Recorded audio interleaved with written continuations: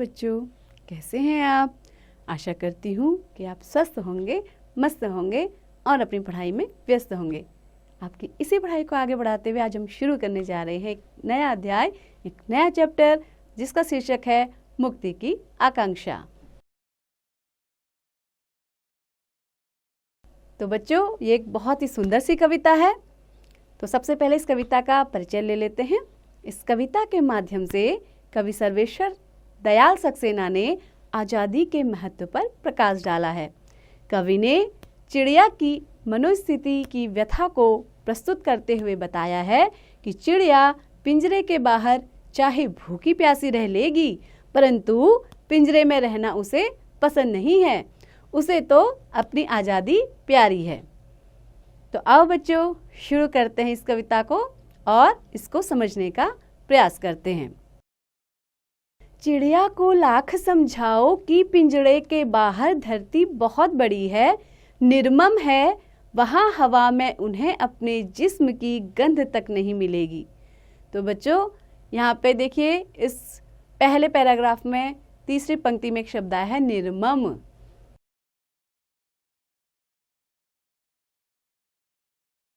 निर्मम यानी कि दयाहीन, जिनमें दया का भाव नहीं होता है।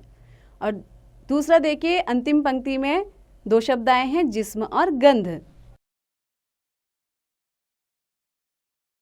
जिस्म यानी कि शरीर और गंध यानी कि खुशबू या बदबू भी हो सकती है, यानी कि सुगंध या दुर्गंध, इन दोनों में से एक।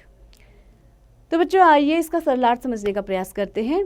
चिड़िया को लाख समझाओ कि पिंजरे के बाहर धरती बहुत बड़ी है, निर्मम है, वहाँ हवा में उन्हें अपने जिस्म की गंध तक नहीं मिलेगी। तो कवि कह रहा है कि जो पिंजरा है उसके बाहर यह दुनिया क्या है, बहुत बड़ी है। भले ही यह दुनिया क्या है, बहुत ही निर्मम है, लेकिन वहाँ हवा में उन्हें अपने जिस्म की गंध तक नहीं मिलेगी। तो उसकी जो हवा है वहाँ क्या है, उन्हें अपने शरीर की गंध या खुशबू तक भी प्राप्त नहीं होगी। यूं तो बाहर समुद्र है, नदी है, झरना है, पर पानी के लिए भटकना है। यहाँ कटोरी में भरा जल गटकना है, बाहर दाने का टोटा है, यहाँ चुग्गा मोटा है, बाहर बहेलिए का डर है, यहाँ निर्द्वंद कंठस्वर है। तो कवि क्या कह रहा है कि देखिए, धरती में पिंजरे के बाहर क्या है, बहुत बड़ा समुद्र है, यहाँ नदी है, यहाँ झरना है। और क्या करना पड़ेगा, जब कोई भी पंछी पिंजरे से मुक्त रहेगा तो वो पानी की खोज में क्या करेगा, भटकेगा। लेकिन पिंजरे के अंदर क्या है, उसे कटोरी में आसानी से जल मिल जाएगा पीने के लिए। तो यहाँ पर एक शब्द आया है गटकना, यानी कि गटागट पी जाना, फटाफट पानी को पी लेना। अब देखिए, अगली पंक्ति में बाहर दाने का टोटा है, टोटा यानी कमी। तो बाहर क्या है, बाहर उसको अनाज भी खाने को नहीं मिलेगा, उसकी भी कमी होगी।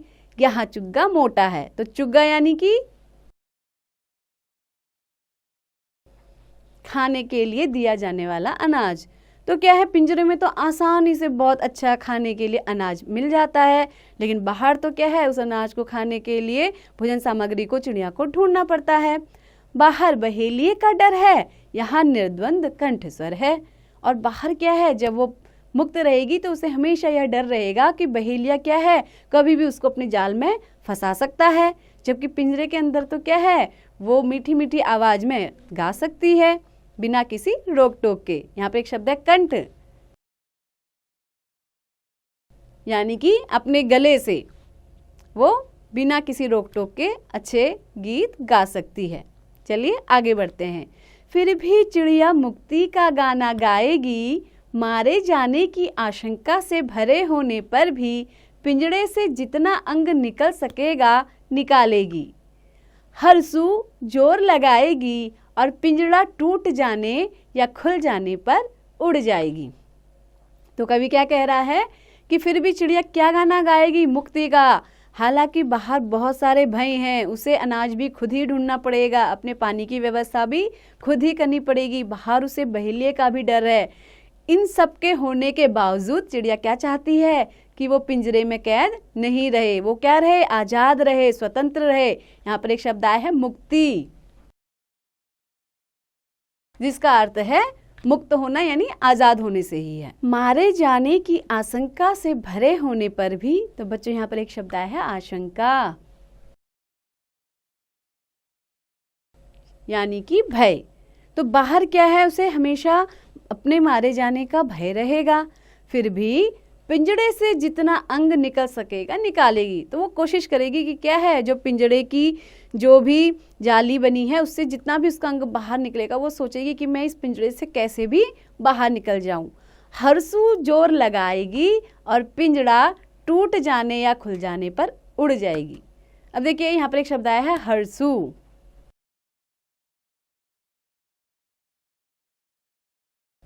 यानी कि वो क्या करेगी, लगातार जितना उसमें जोर है उतना जोर लगाएगी और पिंजड़ा टूट जाने का कोशिश करेगी कि कैसे ही मैं इस पिंजरे को तोड़ दूं और ये पिंजरा जब खुल जाए तो मैं यहाँ से उड़ जाऊं, यानी कि मैं स्वतंत्र हो जाऊं। तो बच्चों यह कविता आपको बहुत पसंद आई होगी। इस कविता के लेखक हैं सर्वेश्वर दयाल सक्सेना जी। सर्वेश्वर दयाल सक्सेना जी ने इस कविता के माध्यम से आपको यह बताने का प्रयास किया है कि आज़ादी सबसे बहुमूल्य वस्तु होती है। हमें हमेशा कैसी क्या कोशिश करनी चाहिए कि हम क्या रहें, स्वतंत्र रहें, आज़ाद रहें, कभी भी किसी की गुलामी ना करें।